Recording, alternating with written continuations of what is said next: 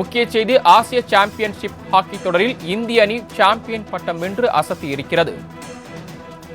சீனாவில் நடைபெற்ற இறுதிப் போட்டியில் 1-0 என்ற கோல் கணக்கில் சீனாவை வீழ்த்தி வெற்றி பெற்றிருக்கிறது இந்திய அணி. சீனாவில் நடைபெற்ற இறுதிப் போட்டியில் 1-0 என்ற கோல் கணக்கில் சீனாவை பந்தாடி வெற்றி பெற்றிருக்கிறது இந்திய அணி. ஆசிய சாம்பியன்ஷிப் ஹாக்கி தொடரில் இந்திய அணி சாம்பியன் பட்டத்தை வென்று அசத்தி உள்ளது.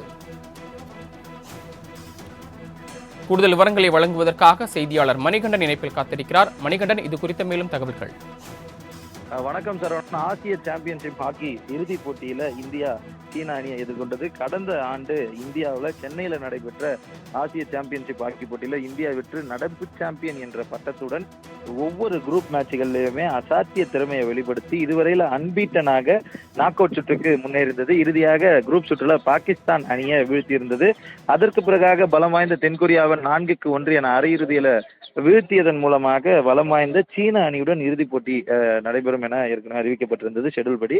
அந்த அளவில் இன்று நடைபெற்ற இறுதிப் போட்டியில 1-0 என்ற கோல் கணக்குல எதிரணிய கோலை அடிக்க விடாமல் தடுத்து ஒரு கோலை அடித்து முன்னிலை பெற்று இந்திய ஹாக்கி அணி மீண்டும் தொடர்ந்து 2வது முறையாக ஆசிய ஹாக்கி சாம்பியன்ஷிப் போட்டியில சாம்பியன் பட்டத்தை பெற்றிருக்கிறது. முக்கியமாக ஹாக்கி போட்டியை பொறுத்தவரையில ஒலிம்பிக்ல இருந்தே சிறப்பாக விளையாடி வரக்கூடிய ஹர்மன்பிரீத் சிங் இந்த தொடர் முழுவதுமாக சிறப்பாக விளையாடி இருக்கிறார். அரையிறுதிப் போட்டியிலும் கூட 2-0 2 கோல் அளவுக்கு இந்தியாவுக்காக அடித்து அவர் வெற்றியை உறுதி செய்திருந்தார். அந்த அளவில் இந்த போட்டியிலும் அவரது பங்கு என்பது சிறப்பாக இருந்தது.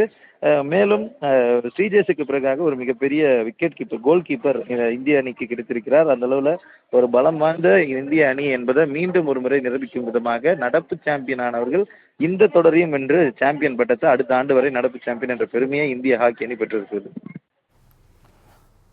தாங்கள் வழங்கிய தகவல்களுக்கு நன்றி மணிகண்டன்.